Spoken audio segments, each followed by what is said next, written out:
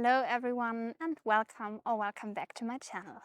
In case you're new here, my name is Laura and I'm a PhD student of Comparative Literature in Germany. And as it is International Women's Day today, we want to talk about women in Gothic literature. For generations, women have found ways to express their voices and experiences through literature, often in genres that allowed them to explore their unique experiences. One of these genres is the Gothic, which became a powerful tool for women to challenge societal expectations and raise awareness about their own struggles. Through chilling tales of haunted castles, eerie events, and heroines trapped by oppressive forces, women writers used the female Gothic to examine real-life issues like marriage, independence, and gender roles. In a genre that has later often been called the Female Gothic, women writers created a space to explore fears and frustrations that were otherwise ignored. From Anne Radcliffe's heroines navigating male-dominated worlds to Charlotte Perkins Gilman's depiction of a woman confronting her own mental collapse, the Female Gothic offered a way for women to subtly but powerfully speak out against the constraints of their time. And even until today, women writers use Gothic literature to express their struggles and concerns. In this video, I will talk about how the Gothic genre gave women the freedom to address their struggles and express their voices, and how they used this genre to express their experiences, and how eventually they shaped and influenced the genre in their own ways. I hope you enjoy it. So before we look closer at certain authors in the female Gothic writing sphere, first we have to ask the question, what is the female Gothic even referring to?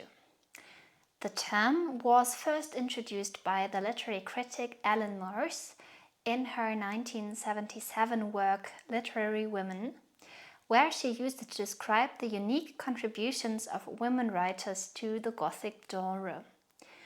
However, there are many debates around the category female Gothic, with critics undermining it as essentialist and prone to universalizing women's experience, just to mention a few concerns. Perhaps the most useful and uncontroversial definition of the classification between female and male goth could be limited to its narrative focus, namely whether a female or a male protagonist is at the center of attention. But there's another definition by Gary Kelly that I think could be quite useful. The definition goes as follows. Female Gothic is a species of Gothic fiction from the decades just before and after 1800, written by women, featuring female protagonists in certain situations, with appropriate settings, descriptions, and plots, using distinctive kinds of narrations and with distinctly feminine and feminist interests and tendencies, specific to that time, but of continuing interest to women and feminists now. And I think this definition sums up quite nicely what the female Gothic can refer to, as it is both concerning the feminine and the feminist interests. And this will continue from the 18th to the 19th to the 20th to the 21st century, as you will see when I start talking about that. Also, the female Gothic usually differs from the traditional male Gothic, if you will, in that the heroines explore specifically female terrors while still being located in the domestic sphere, as Carol Margaret Davidson puts it in her essay, Female Gothic. Anne Radcliffe essentially started the female Gothic subgenre in the late 18th century, while calling women's limited roles and domestic ideals into question. Female Gothics is unique in its ability to call both gender roles and gender norms into question in a clandestine way. Traditionally, female authors of female Gothic novels use their trapped heroines as a tool exploring anxieties concerning marriage, childbirth and independence, or lack thereof, through the seemingly supernatural, as you will see. To give you a better idea of the female Gothic, I try to point out a few characteristics. That is oversimplified, of course, but just to give you an idea of what could be referred to as the male Gothic typically and the female Gothic. So male Gothic literature often emphasizes overt horror, graphic violence, and transgressive themes. Women in the narratives are frequently portrayed as objects of desire or victims, or both, reflecting social anxieties about female sexuality and autonomy.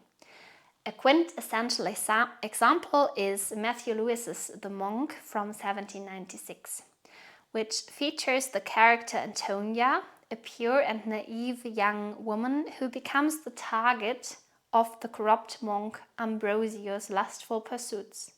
Antonia's portrayal underscores the notion that within male Gothic, the only true pure woman is a dead one.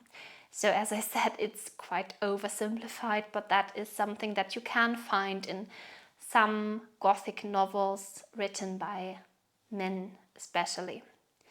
In contrast, female Gothic narratives typically feature young heroines confronting oppressive forces, exploring themes of female agency, identity, and sexuality. A key example is Anne Radcliffe's The Mysteries of Udolpho, that I will talk about later as well, which exemplifies this approach. It was written in 1794 and focuses on a heroine who navigates threats within a male-dominated society. Male Gothic often depicts women as passive victims or embodiments of male fears, whereas female Gothic presents women as complex individuals grappling with societal constraints. While male Gothic narratives frequently explore taboo subjects and emphasize horror and sensationalism, female Gothic often centers on personal and psychological terror, highlighting women's inner experiences and struggles. Male Gothic tends towards explicit depictions of violence and the supernatural, while female Gothic prefers subtlety, focusing on suspense and the unexplained, often rationalizing supernatural elements by the story's end. So this is where you see quite a difference between the male Gothic and the female Gothic. So the male Gothic is more direct, more violent, more focused on the horror elements, and the female Gothic is more psychological, also more rational, and more focused on the inner world of the heroines, the female protagonists mostly. And this is also the distinction that Anne Radcliffe makes between horror and terror that I've been referring to in another video when I talked about the beginnings of Gothic fiction. I will link it up here and also below in the description of the video. If you're interested, you can look at that to see the definition and the difference between terror and horror that Anne Radcliffe makes. But now let's get started with the female Gothic history in the 18th century. The Gothic genre was born in the 18th century. The first work to call itself a Gothic story was Horace Walpole's novel The Castle of Otranto, which in the second edition got the subtitle A Gothic Story. It was published in 1764, and it inspired other writers to write their own supernatural stories. One of the most notable stories of women from that time in the Gothic genre was Clara Reeve's novel The Old English Baron from 1778, which also had the subtitle A Gothic Story. Clara Reeve wrote in the preface to the novel, "This story is the literary offspring of The Castle of Otranto, written upon the same plan with a design to unite the most attractive and interesting circumstances of the ancient romance and modern novel. At the same time, it assumes a character and manner of its own that differs from both. It is distinguished by the appellation of a Gothic story, being a picture of Gothic times and manners." In other words, Reeve set out to take Walpole's plot and adapted to the demands of the time by balancing fantastic elements with 18th century realism. Reeve aimed for coherence in the narrative, avoiding the excesses found in Walpole's style, such as exaggerated elements like oversized swords or walking portraits, which in her view diminished the Gothic tale's ability to inspire fear. In her preface, Reeve argued that supernatural tales should remain within the bounds of reality, contrasting her approach with the fantastical elements in The Castle of Otranto. So, in many ways, Clara Reeves can be seen as the first author of a female Gothic, or the first female author that has notably been writing a Gothic story. But let us next look at Anne Radcliffe, who has also been called the Queen of Gothic literature. Anne Radcliffe was one of the most influential writers of the female Gothic, shaping the genre with her highly atmospheric and suspenseful novels, such as The Mysteries of Udolpho and The Italian. The Mysteries of Udolpho from 1794 was her most famous work. It follows the young and virtuous Emily Saint-Aubert, who is orphaned and kept in the sinister castle Udolpho by the cruel nobleman Montoni, the husband of her aunt, whom she has to stay after her parents' death. As she navigates supernatural visions and psychological torment, Emily must rely on her reason and inner strength to survive. Radcliffe popularized the explained supernatural, where seemingly supernatural events are later revealed to have rational causes, adding psychological depth to the Gothic. Radcliffe established many of the core tropes of the female Gothic: the persecuted heroine, the oppressive villain, the eerie castle, and the tension between reason and superstition. By emphasizing female intellect and resilience, she redefined the Gothic heroine as more than a passive victim. Radcliffe's heroines were intelligent and resourceful, navigating oppressive, male-dominated environments with courage and reason. Her influence can be seen in later works like Jane Austen's Northanger Abbey, which parodies her style, and Charlotte Bronte's Jane Eyre, where Gothic elements serve as metaphors for female oppressions and self-discovery. Radcliffe's work marked a crucial shift from supernatural horror to psychological and emotional depth, shaping the female Gothic for generations to come. By many scholars, until now, Anne Radcliffe is seen as the pioneer and most important writer of the history of the female Gothic, and her literary stardom was paying off. She received £500 for her novel The Mysteries of Udolpho and £800 for her follow-up novel The Italian, whereas Jane Austen only received £10 for her Gothic parody Northanger Abbey, which we will talk about later. Radcliffe wrote in a time of growing interest in Gothic novels, but the time also saw an increase in female literacy in general, which allowed more women to actively participate in the public sphere and read and write for themselves. By the end of the 18th century, numerous female authors had established their own readership in a competitive literary marketplace, while growing numbers of female readers could gain access to literary works through circulating libraries that were appearing in ever-increasing numbers in especially British towns and cities. Due to its commercialized character, low cultural status and structural openness, the novel in general, and the Gothic novel more specifically, offered women writers a unique venue in which to engage in a variety of important cultural debates. Another writer who was very influential at the time, although the text I want to talk about is not a novel per se, is Mary Wollstonecraft, the mother of Mary Shelley, who published A Vindication of the Rights of Women in 1792. She is best known as a pioneering feminist philosopher, and her text, A Vindication for the Rights of Women, is a foundational feminist text that also had an influence on Gothic writing. In this work, Wollstonecraft argues for women's education, rationality and independence, and critiques the way society keeps women in a state of enforced ignorance and emotional fragility, much like the persecuted heroines of some works of Gothic fiction. Wollstonecraft's ideas influenced the female Gothic by reframing women not as passive victims, but as individuals seeking knowledge and autonomy.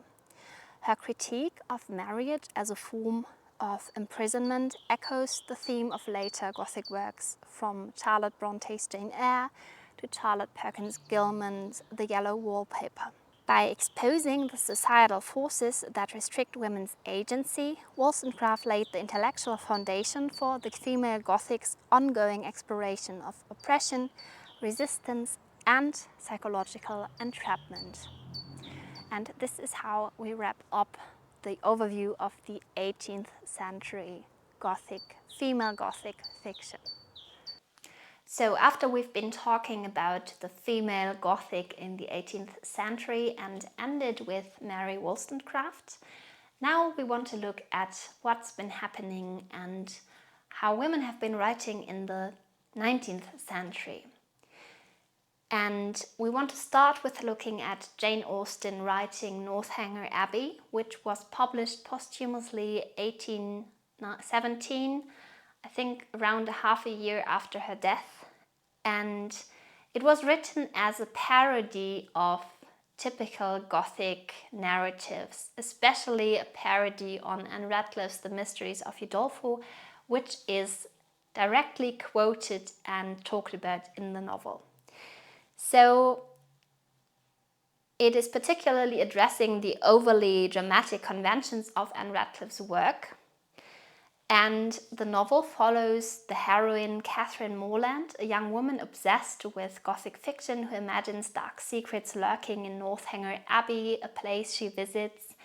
And she suspects the General Tilney, who actually invited her to stay at Northanger Abbey, of having murdered his wife. However, the suspected mysteries are only products of her own vivid imagination. This mirrors the traditional female Gothic theme of a tyrannical male figure oppressing women, but in Austen's hands it is revealed to be pure fantasy of the novel's heroine. Austen's Northanger Abbey is a pivotal moment in the female Gothic because it critiques and subverts Gothic tropes rather than merely reproducing them. One of the core themes of the female Gothic is the power of imagination, which can be both empowering and misleading. And this reflects a rationalist critique similar to that of Mary Wollstonecraft and Anne Radcliffe. Imagination is valuable, but it must be tempered by reason. So in that you have the same take, that it is often the goal of the writers to rationalize the events and not just portray the supernatural as something eerie, uncanny, unexplained, but rather to show that it is nothing that women have to be afraid of and that also traps them in their roles and their societal constraints. By the way, I also have a video about Northanger Abbey that if you're interested to learn more about the novel, I will link up here and also below in the description of the video. So next up we want to talk about the daughter of Mary Wollstonecraft, Mary Shelley, the writer of none other than Frankenstein, one of the most famous Gothic novels ever written, published in 1818, so just a year after Northanger Abbey. The novel is one of the most influential Gothic novels ever written, and it tells the story of Victor Frankenstein, a scientist who creates a living being from dead body parts, and only for his creature to become a source of terror and guilt. The novel explores themes of creation, abandonment, and monstrosity, and draws parallels between Frankenstein's rejection of his creature and the struggles of motherhood, or female oppression, if you will. So why could Mary Shelley be seen as a key figure in the female Gothic, although her protagonist is male and female voices don't even really appear in the novel? I think Shelley transforms Gothic horror by linking it to scientific ambition, and also still mentioning the dangers of unchecked male power. The absence of female voices in Frankenstein, with women portrayed as passive victims, can be seen as a critique of the patriarchal control and the consequences of excluding women from knowledge and agency. So while Frankenstein does contain some female Gothic themes, especially the fears of creation, isolation, and also psychological horror, it ultimately subverts the genre by focusing on male characters and scientific rather than supernatural horror. It is better understood as a revision of the female Gothic, one that critiques male dominance over creation, rather than placing a female protagonist at its center.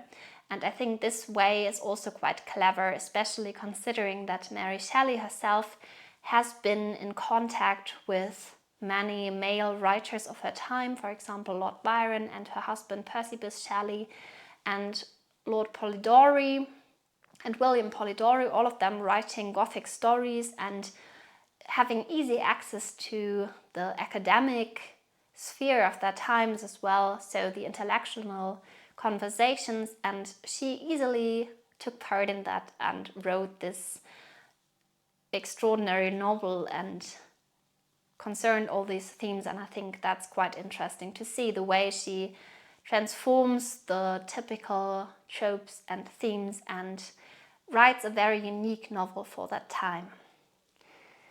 Next up, we want to talk about the Bronte sisters. To be precise, Charlotte Bronte and Emily Bronte. Jane Eyre, written in 1847 by Charlotte Bronte, follows the orphaned Jane as she navigates love, independence, and social class. The novel is deeply Gothic in its portrayal of Thornfield Hall, a mysterious mansion housing dark secrets, including Bertha Mason, Mr. Rochester's imprisoned wife, also better known as the Mad Woman in the Attic, whose presence haunts both the house and Jane's relationship with Rochester. I think Charlotte Bronte can be seen as a key figure in female Gothic because she uses this trope of the Mad Woman in the Attic, and this became a defining element of female Gothic, representing female repression and the consequences of male control. Jane Eyre's journey towards self-definition and autonomy reflects the genre's shift towards internal psychological struggle rather than purely external threats. The other novel is Wuthering Heights by Emily Bronte, her sister. It was published in 1847, so the same year as Jane Eyre. And it is one of the most intense and eerie Gothic novels of the period. The novel follows the doomed love between Heathcliff and Catherine, a relationship shaped by obsession, revenge, and the supernatural presence of Catherine's ghost. The novel follows the doomed love between Heathcliff and Catherine, a relationship shaped by obsession and revenge. The wild Yorkshire moors serve as a Gothic landscape where love and violence intertwine. And Emily Bronte can be seen as a figure in female Gothic as her writing is quite brutal and passionate and transforms the typical setting of a haunted castle into the untamed moors, and also making Heathcliff a kind of Byronic anti-hero who embodies both love and destruction. Her portrayal of haunting, both literal and psychological, adds a layer of intensity that later Gothic writers would draw from, making Wuthering Heights as well a crucial text in the evolution of the Gothic literature genre.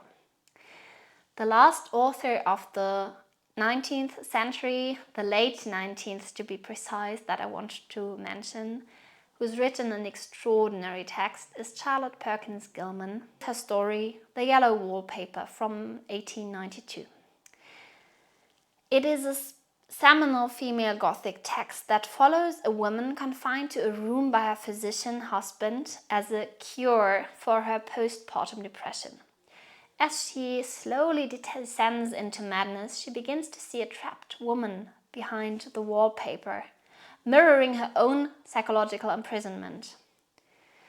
Gilman's work marks the transition from external Gothic horror to deeply psychological horror. The yellow wallpaper critiques the medical and social constraints placed on women, linking Gothic horror to real-world issues like mental illness and societal control. The text laid the foundations for later Gothic explorations of female hysteria, trauma, and the blurred lines between reality and the delusion. And I think it is very interesting to see the transition in the 19th century from in the very beginning, when there was still this hype, this huge amount of Gothic stories flooding the literary markets, being read and read and read, and then eventually parodied by Jane Austen, and then still more publications. But then the genre shaped itself into something else, and it was explored in so many different ways, and more focusing on the changing, evolving roles of women in society and the way they emotionally dealt with that. So in the 20th century, the female Gothic shifted from supernatural themes to focus more on psychological terror, domestic oppression, and female identity. The stories explored isolation, madness, and the uncanny within domestic settings, reflecting women's struggles under societal constraints. The feminist movements of the 1960s and 1970s inspired a reimagining of Gothic tropes as well, highlighting topics such as mental illness, female oppression, and empowerment. Horror fiction also incorporated female Gothic elements, linking ghost stories to themes of grief, motherhood, and societal repression. One author I want to talk about is Daphne du Maurier and her novel Rebecca from 1938. She was an English author known for her suspenseful and atmospheric writing that blends Gothic and psychological elements. Her most famous novel, Rebecca, tells the story of a young woman overshadowed by the haunting memory of her husband's first wife, Rebecca. She is the new Mrs. de Winter and navigates her marriage, but is consumed by the mysterious and malevolent presence of Rebecca, whose memory dominates her life. Rebecca explores the psychological and societal pressures placed on women, particularly in marriage, making du Maurier a significant figure in the female Gothic writing. The novel delves into themes of identity, self-doubt, and also the struggle for autonomy in a world shaped by male expectations and a ghostly, oppressive past. Another author is Angela Carter, with her writing The Bloody Chamber from 1979. She was an English novelist celebrated for her feminist reimaginings of fairy tales and Gothic themes, blending surrealism and dark fantasy. The Bloody Chamber is a collection of stories that reinterpret classic fairy tales like Bluebeard and Beauty and the Beast, infusing them with themes of sexual liberation, power dynamics, and the redefinition of female roles. Angela Carter challenges traditional narratives by empowering female characters to confront their desires and reshape their own stories. Her work subverts the passive roles often assigned to women in fairy tales, making her a key figure in the female Gothic for her exploration of female agency, sexuality, and the complexity of power within relationships. Another noteworthy author is Susan Hill with her novel The Woman in Black from 1983. Susan Hill is also an English author, known for her Gothic stories that explore psychological tension and the fears surrounding grief and loss. Her most famous novel, The Woman in Black, is a chilling ghost story about a young solicitor who encounters a vengeful female ghost while settling the affairs of a deceased woman. Susan Hill's work, particularly The Woman in Black, focuses on the female experience of trauma and the haunting of unresolved emotional pain. The spectral presence of the woman in the novel symbolizes motherhood, loss, and repression, key themes in the female Gothic tradition, where women confront both external and internal supernatural forces to navigate their emotions and autonomy. Nowadays, in the 21st century, female Gothic writing continues to evolve, and it often blends traditional Gothic elements with contemporary issues, such as queer identity and feminism. Modern works reimagine the Gothic genre and feature strong, complex heroines who confront both supernatural forces and the societal structures that limit their autonomy, pushing the genre in bold, new directions.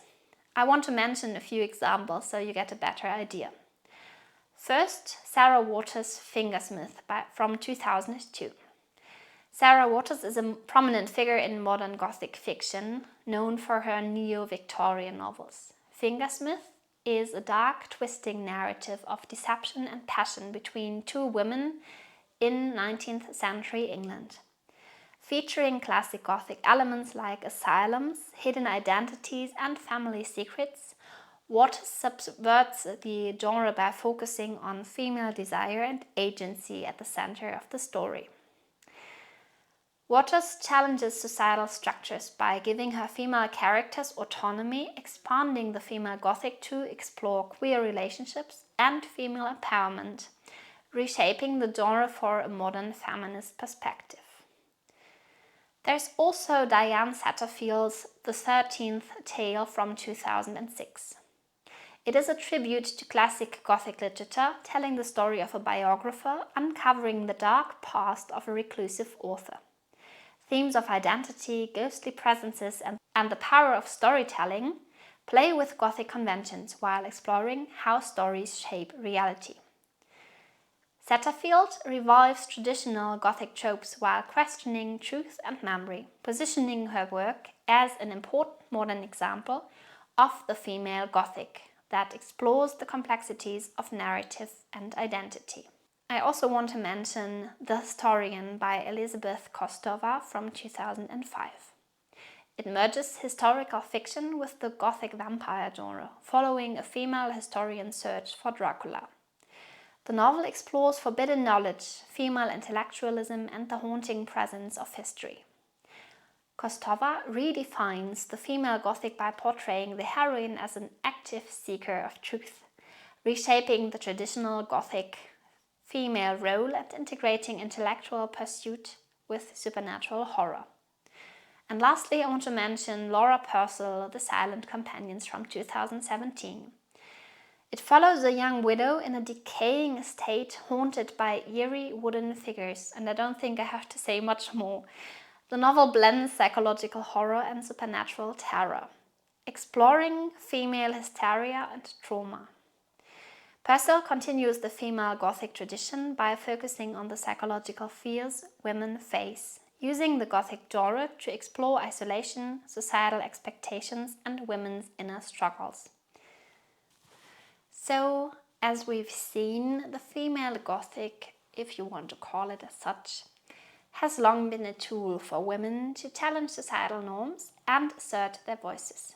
From Clara, Reeve and Anne Radcliffe's early works to Mary Shelley and the Bronte sisters, onwards to authors like Charlotte Perkins Gilman, Angela Carter, and also writers like Sarah Waters and Elizabeth Kostova. Women writers have reshaped the genre to critique power dynamics and explore themes of autonomy and oppression in their very own ways. In the 20th century, authors like Daphne du Maurier and Charlotte Perkins Gilman used the Gothic for psychological horror and feminist critique, addressing issues of mental illness and gender roles more and more. And today, writers like Sarah Waters and Laura Purcell continue this legacy, tackling themes of power, identity, and trauma in a modern context. So, more than just a horror subgenre, the female Gothic remains a dynamic space for women to reclaim narratives, express fears and desires, and challenge dominant ideologies. And the most beautiful thing, I think, is that you can see how Gothic writers, women writers, have fought for their own place within the literary genre and how the Gothic novel, the Gothic story in particular, gave them a space to express themselves and to explore themselves. And as the literacy grew, women were explicitly asked to write, and their reading and their novels and stories were frequented so much more.